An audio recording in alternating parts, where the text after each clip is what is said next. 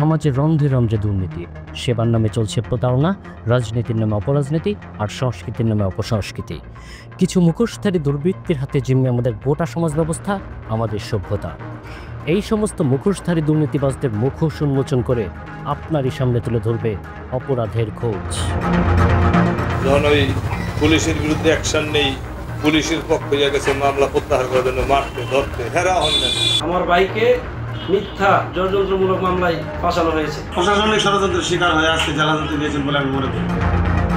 দর্শক, এশিয়ান টেলিভিশনের অপরাধ অনুসন্ধান বিষয়ক অনুষ্ঠান অপরাধের খোঁজে স্বাগত জানাচ্ছি আমি উল্লাস মুর্তজা। সমাজের নানান অপকর্ম, অনিয়ম, দুর্নীতি এবং অসঙ্গতির চিত্র আপনাদের সামনে তুলে ধরে অপরাধের খোঁজ। তেমনি এক অসঙ্গতির চিত্র তুলে ধরব আজ, রাজনীতি বা রাষ্ট্রনীতি। এমন একটি প্রক্রিয়া যার মাধ্যমে একটি গোষ্ঠীর মধ্যে ক্ষমতার সম্পর্ক তৈরি হয় এবং এর ভিত্তিতেই সেই গোষ্ঠীর জন্য সিদ্ধান্ত গ্রহণ করা হয়। এই রাজনীতির সাথে সম্পৃক্ত থাকে একটি দেশের সরকার গঠন, সম্পত্তি বণ্টন ও রাষ্ট্রীয় ক্ষমতা। তবে এর সাথে আরও একটি বিষয় জড়িত থাকে, আর তা হলো সংঘর্ষ ও সহিংসতা। আর তেমনই এক সহিংসতা, মামলা এবং রাজনৈতিক প্রতিহিংসার শিকার রাজনীতি করতে আসা মফিজুর রহমান ঢালি। কিন্তু কেন? চলুন জেনে আসা যাক। মাইর দিয়েছি, আমার নামে ওরা 50টা মামলা করেছে, আমি ওর পাল্টা আরো 2টা সেটে করছি।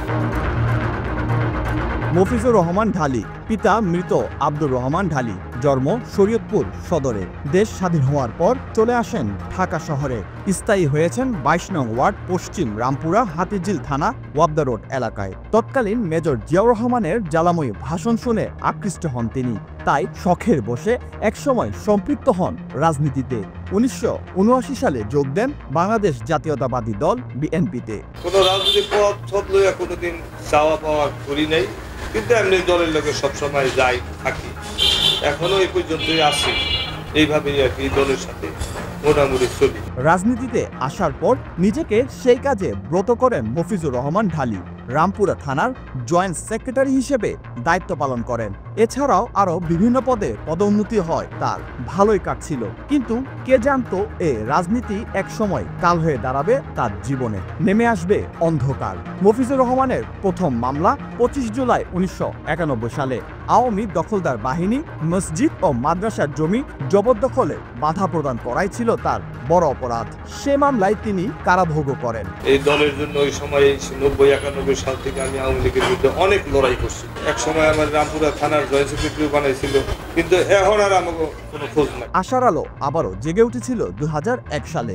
সে সময় রামপুরা থানা বিএনপির জয়েন্ট সেক্রেটারি হিসেবে পদ পান তিনি। তখন থেকে তার রাজনীতি ছিল আরো সুদূর প্রসার।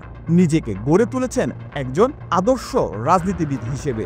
এরপর 22 নং ওয়ার্ডের দপ্তর সম্পাদক হিসেবে দায়িত্ব পান তিনি। 81 সাল পর্যন্ত ছিল, 81 সাল পর্যন্ত এরশাদই ছিলাম। এরপর আবার এরশাদ আইসে পরে আমরা স্টপ হয়ে গেছিলাম।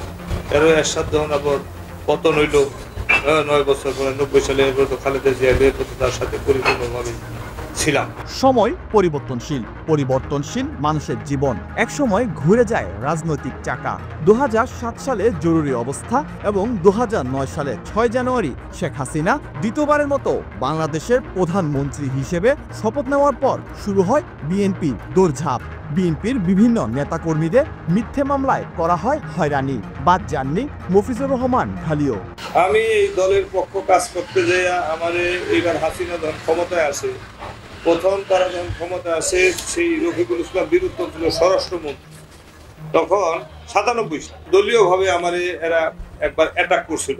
লাস্টে আমি পলাইয়া বহুদিন যে সাঁতার কুলে কাটাইছি। তখন আমি নিজে বাঁচার জন্য রামপুরা গুলশান থানার আন্ডারে ছিল। গুলশান থানায় যারা আওয়ামী লীগের বিরুদ্ধে, গুলশান থানায় সেই সময় পুলিশের আইজি অফিসে, সিআইডি অফিসে বিভিন্ন জায়গায় মামলা দিয়েছিল। সেই মামলাতে ওই সময় পেপারও আসছিল।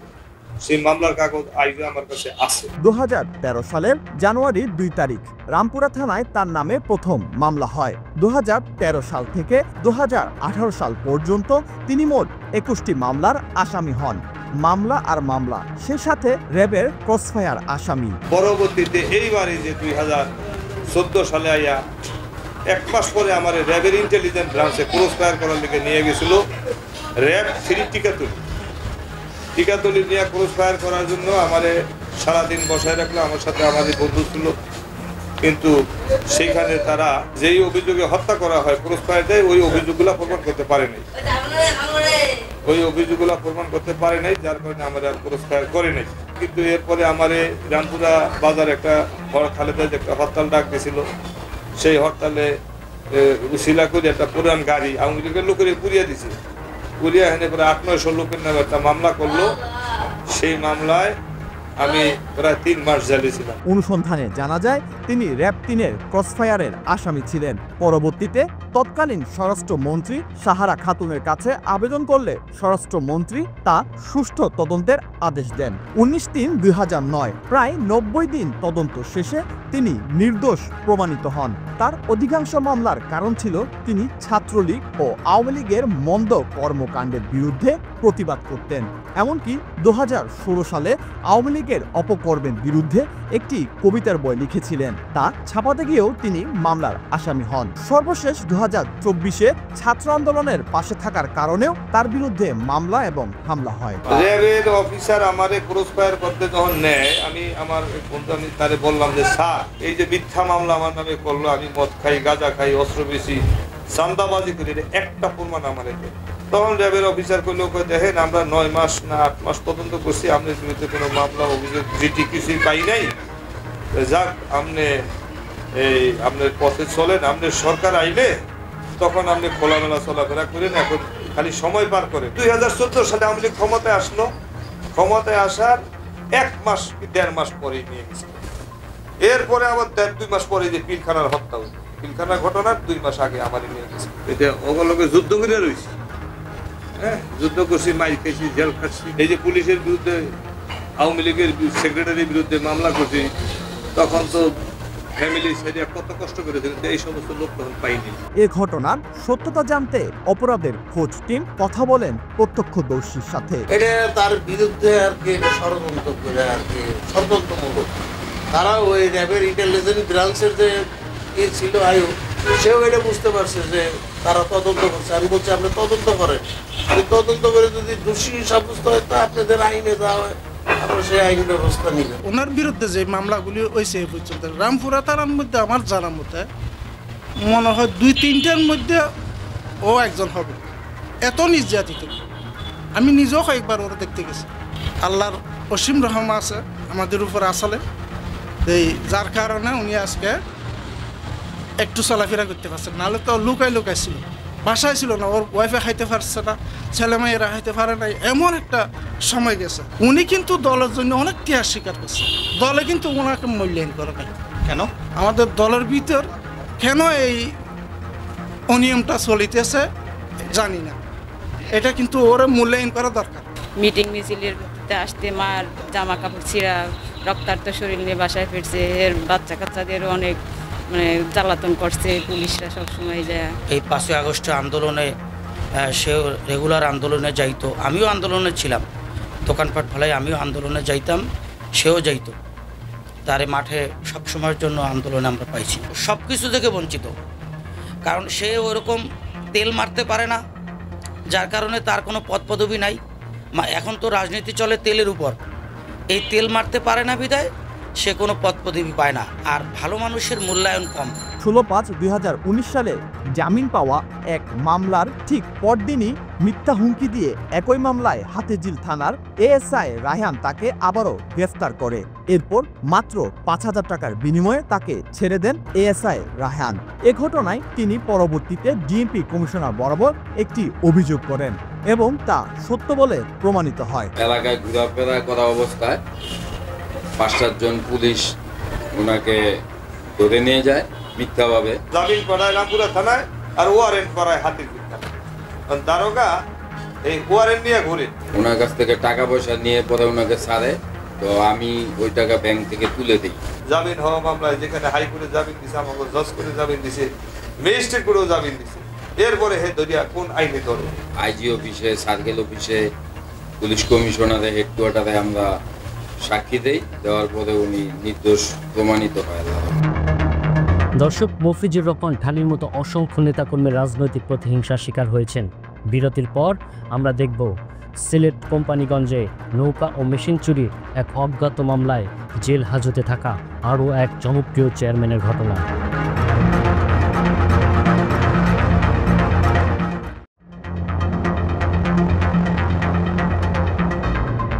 দর্শক, বিরতির পর আবারও স্বাগত অপরাধের খোঁজে।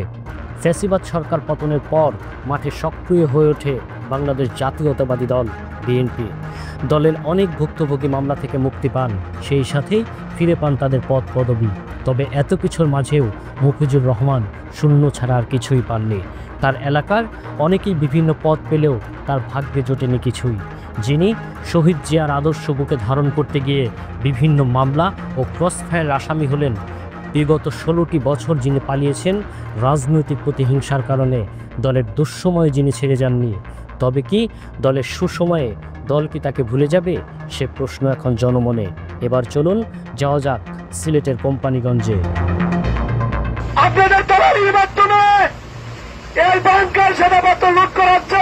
সিলেটের কোম্পানিগঞ্জ উপজেলার 2 নং পূর্ব ইসলামপুর ইউনিয়ন পরিষদের চেয়ারম্যান আলমগীর আলম মিথ্যা ও ষড়যন্ত্রমূলক মামলায় দীর্ঘ 3 মাস যাবৎ জেল হাজতে রয়েছেন।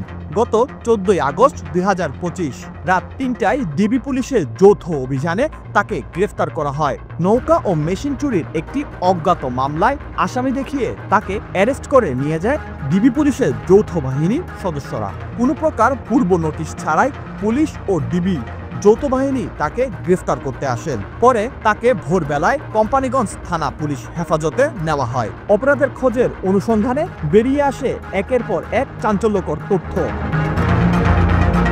26/3/2024 অবৈধ বালুর লুটপাট বন্ধে কোম্পানিগঞ্জ উপজেলার নির্বাহী অফিসার ও এসিলেন্ট পুলিশের যৌথ অভিযানে কিছু লিস্টার মেশিন ও ইঞ্জিন চালিত কাঠের নৌকা আটক করে। এসব জব্দকৃত মালামাল 1 নং পশ্চিম ইসলামপুর ইউনিয়ন পরিষদের চেয়ারম্যান জিহাদ আলী সাহেব ও 4 নং ওয়ার্ডের মেম্বার দেওয়ার হোসেন জীবনের কাছে জিম্মি রাখা হয়। পরে ওইসব মালামাল চুরি হয়ে যায়। চুরি হওয়া মালামালের জন্য অজ্ঞাতনামায় ভূমি অধিদপ্তর কর্মকর্তারা বাদী হয়ে একটি মামলা করেন। পরে সে মামলায় 2 নং পূর্ব ইসলামপুর ইউনিয়ন চেয়ারম্যান আলমগীর আলম সহ বেশ কয়েকজনকে আসামি করা হয়। আমার বাইকে গ্রেফতার করছে 1 নং পশ্চিম ইসলামপুর, এখানে কয়েকটা মেশিন ডেজার মেশিন নৌকা চুরি করার অভিযোগে আমার বাইকে মামলা দেখানো হয়েছে, গ্রেফতার করেছে।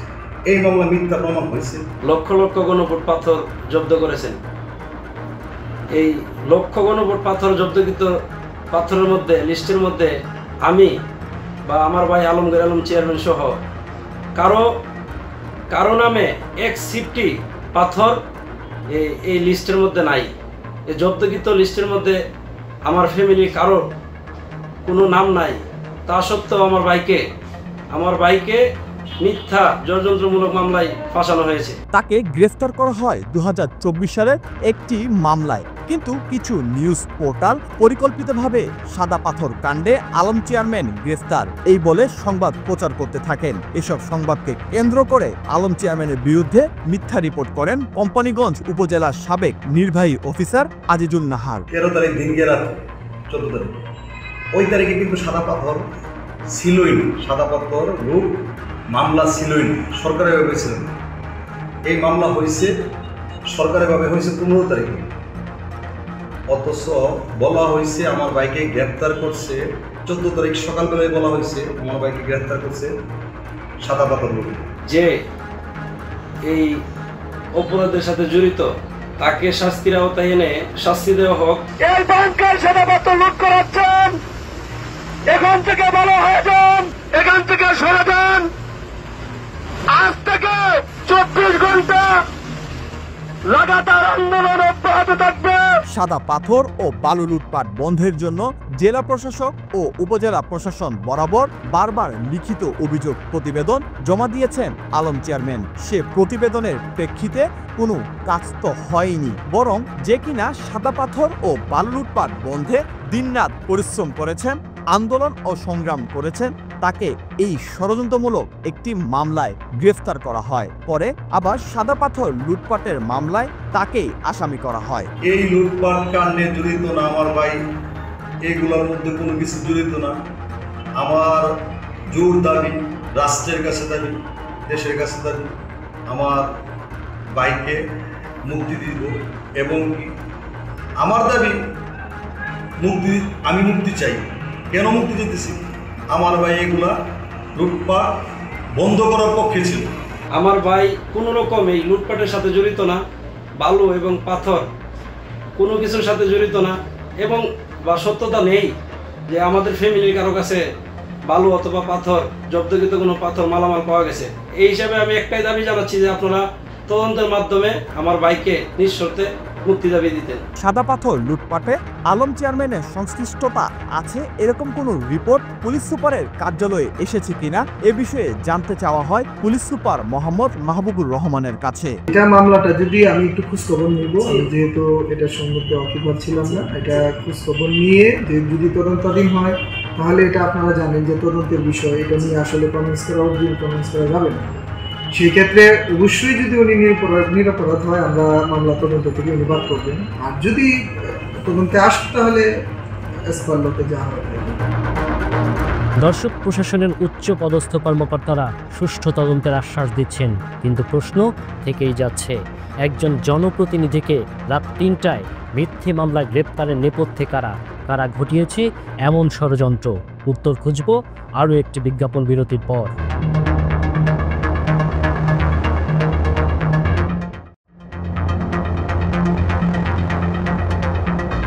দর্শক, বিরতির পর আবারও স্বাগত। আমরা দেখছিলাম সিলেটের কোম্পানিগঞ্জে উপজেলা চেয়ারম্যান আলমগীর আলমের গ্রেপ্তার হওয়ার ঘটনা, আর এই গ্রেপ্তারের পর তার রাজনৈতিক সহকর্মী ও এলাকার সাধারণ মানুষ কি বলছেন এবং এই ষড়যন্ত্রের মূলে আসলে কারা রয়েছে, এবার সেই অনুসন্ধান। আলমগীর আলমকে মিথ্যা বানোয়াট ভিত্তিহীন মামলায় আলম চেয়ারম্যানের বিরুদ্ধে এই মামলার বিষয়টি সামনে আসতে স্থানীয় রাজনৈতিক মহল থেকে তীব্র প্রতিবাদ উঠে আসে। তাদের দাবি এর মূল কারণ ছিল ধলাই ব্রিজ রক্ষা আন্দোলন। এই কোম্পানিগঞ্জের জনগণ ধলাই ব্রিজের পাশে অবস্থান নিয়েছেন। আপনারা দুই পাড়ার যে নৌকাগুলি আছে, বহিরাগত নৌকাগুলি, আপনারা আজকের বিকালের মধ্যেই নৌকাগুলি সরিয়ে দেন। এই আন্দোলনই স্থানীয় প্রভাবশালী বালু ইজারাদারদের রমরমা ব্যবসায় আঘাত হানে। এখানে আর সুনামগঞ্জি নৌকা বহিরাগত নৌকা ধলাই নদীতে কাজ করতে পারবে না। 2024-এর গণঅভ্যুত্থানের পর আমাদের কোম্পানিগঞ্জ উপজেলা প্রশাসন, সেনাবাহিনী এবং পুলিশকে সাথে নিয়ে সরকারি সম্পত্তি রক্ষার্থে উনি দিনরাত পরিশ্রম করে যান। আমাদের কোম্পানিগঞ্জের ঐতিহ্যবাহী সাদা পাথর, রেলওয়ে বাংকার, এগুলা রক্ষণাবেক্ষণ করতে সেনাবাহিনী এবং পুলিশকে সহযোগিতা করে। আমি মনে করি লিজ পার্টি এবং তৎকালীন প্রশাসন মিলে একটি যুগাযুগী ষড়যন্ত্রের মাধ্যমে আলমগীর আলমকে মিথ্যা বানোয়াট ভিত্তিহীন মামলায় আজ অবধি কারাগারে বন্দী রাখা হয়েছে। দুইবার মেম্বার হওয়ার পরে আবার তৃতীয় টার্মে চেয়ারম্যানতে আসছে, বিপুল বুড়ে পাস করছে। এবার বুঝে তার কাজকর্ম কত ভালো, আমি জানি না কেন যে ওনার বিরুদ্ধে এই মামলাটা হয়েছে। মানে এটা মানবিকতা একবারে ধরেন পূর্বে যে কাজটা হয়েছে এটা সম্পূর্ণ মানবতা বিরোধী। এই পূর্ব ইসলামপুরের চেয়ারম্যান হিসাবে ওনাকে অনেকটা আহ্বান বানাইছে, উনি আন্দোলন ছিল, আমরাও ওনার সাথে সহযোগিতা করছি। তিনি কোনো সময় পাথর চুরিতে জড়িত ছিলেন না।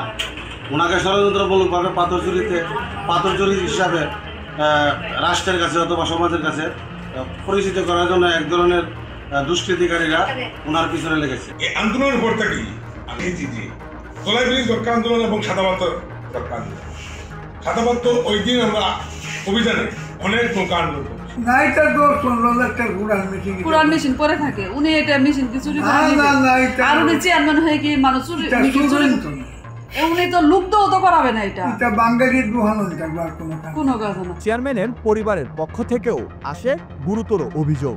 আলম চেয়ারম্যানের ভাই মাসুদ আহমেদ জানান, কোম্পানিগঞ্জ উপজেলার সাবেক নির্বাহী অফিসার আজিজুন নাহার সরাসরি তার ভাইকে হুমকি দিয়েছিলেন তার চেয়ারম্যানই তিনি খেয়ে ফেলবেন। ধলাই নদী দক্ষিণ ইজারা আনার পরে প্রত্যেক জায়গায় আমার ভাই লিখিত স্মারকলিপি জমা দেয়, কিন্তু তার কাছ থেকে কোনো আইন প্রশাসন থেকে ইউনো মহাদের কাছে দিচ্ছে, ওসি মহাদের কাছে দিচ্ছে, এই ডিসি মহোদয়ের কাছে দিছে, প্রত্যেক জায়গায় জায়গায় দিছে, সড়ক মন্ত্রণালয় দিছে।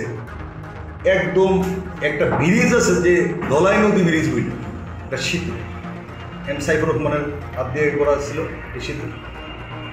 এই সেতু ধসে পড়ার অবস্থা যখন হয়েছিল তৎকালীনকালে আর কোনো কিছুই উনি চোখে মুখে না দেখা তৎকালীনকালে ওনার ইউনিয়নে ওনার যে সদস্যগুলো আছে, ইউনিয়ন সদস্য যারা যারা আছে মিটিং করার পরে ওনারা আশ্বাস দেয়। ওনারা সাথে সাথে এই 2 নম্বর ইসলামপুর যত সদস্য মানে যত জনগণ আছে সবাই ডাইকা নিয়ে একটা আন্দোলন তুলে ধরে মানে গড়ে তুলে যে ব্রিজ বাঁচাও আমার ভাই প্রত্যেক অভিযানে। আর অভিযানগুলো কিসের? এই বালু পাথর লুটে এত হারে লুট করতেছে। একটা রেলওয়ের জায়গা ছিল যাকে বলে বাংকার, এই বাংকারটা প্রায় শেষ করে ফেলছে। এদিকে আলম চেয়ারম্যানকে ছাড়া 2 নং ইসলামপুর ইউনিয়নের জনসাধারণ যেন অসহায় হয়ে পড়েছেন। ইজারাদাররা এখন লিজের বাইরে এসে বালু উত্তোলন করছেন।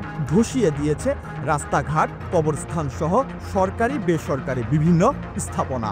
গ্রামের মানুষ জানান একমাত্র আলম চেয়ারম্যানই সবসময় অন্যায় অবিচারের প্রতি সোচ্চার ছিলেন।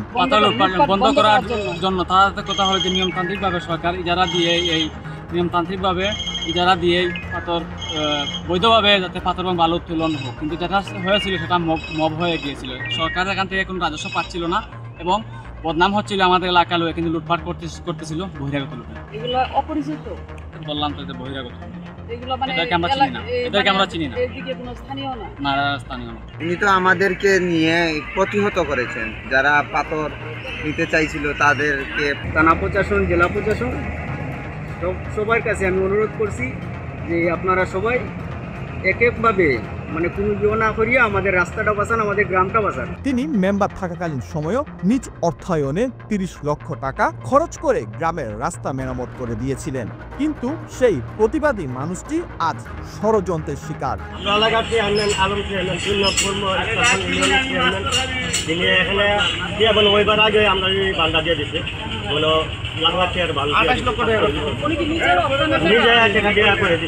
সাধারণ পাবলিকে পাথর উত্তোলন করছে, মিথ্যা মামলা ওনাদেরকে জড়িত করানো হয়েছে। এই মামলার যতজন আসামি সাধারণ এই যে আমাদের মতো মানুষ, কিছু শ্রমিকরা এগুলো পাথর উত্তোলন করছে, এটা তো চুরি করে ডাকাতি করে আনা হয়েছে না, তখন আইনের লোক প্রশাসন সবাই ছিল।